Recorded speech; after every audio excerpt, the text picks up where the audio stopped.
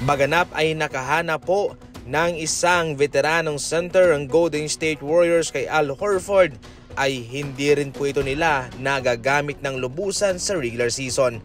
Naintindihan ng karamihan na pinoprotektahan lamang ng Golden State Warriors itong si Horford sa anumang injury na po pwede niyang sapitin kung sakaling siya ibababad sa laro.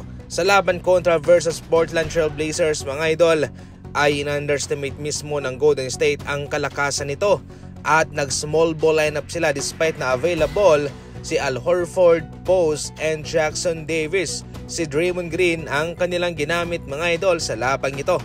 At hindi rin po nagpahuli itong Portland Trail Blazers sapagkat yung kanilang rookie lang po ang nagpahirap sa Golden State.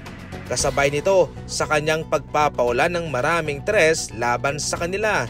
Baliwala ang 38 points ni Stephen Curry at 9 na tres sa labang ito mga idol dahil sila'y natalo. Sa ngayon, malaking question pa rin para sa Golden State kung kanila bang papanatilihin itong si Al Horford sa gantong estado at malaking question po ito sa playoff kung ito'y magpapatuloy. Samantala, ganito po kamahal ni Rajon Rondo ang larong basketball. Sa ngayon, kahit na siya nagretiro na sa paglalaro, sa ngayon po siya nagsisilbi bilang assistant coach sa Milwaukee Bucks at tumutulong sa kanila. Sa picture na ito mga idol na siyang ipinost mismo ni Rajon Rondo, alas 5 pa lang po ng umaga ay kanyang tinitingnan na, kanyang hinihimay itong depensa ng Milwaukee Bucks mga idol sa isa sa kanilang mga laban.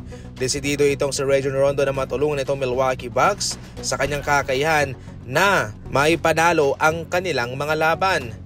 Nung hindi pa nga siya nagretiro ay marami na nga ang gustong makita siya bilang isang coach sa NBA. Bilang isang magaling na point guard ay magagamit niya ang kanyang talento sa mga plays, sa depensa, sa mga taktika.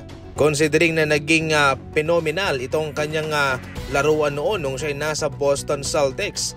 Kaya sa ngayon mga idol, itong mga larawang ito ay nagpapakita mismo kung gaano kamahal ni Rondo ang basketball. Especially sa ngayon sa kanyang bagong kabanata bilang isang coach. At ngayon marami na ang na-hype na baka posible po siyang makita bilang isang head coach sa susunod na mga taon.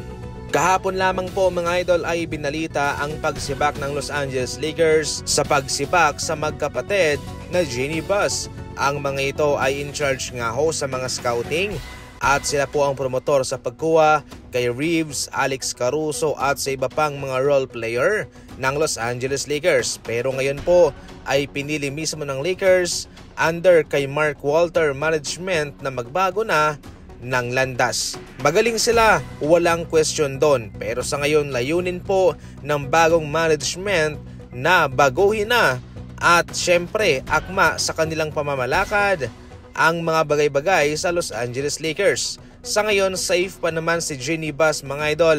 Pero who knows, dahil nga sa pagsibak nila kay Joey at kay JC Buss, hindi rin po may sasantabi ang posibilidad na baka bilang na rin po ang araw ni Jeanie Buss sa Lakers.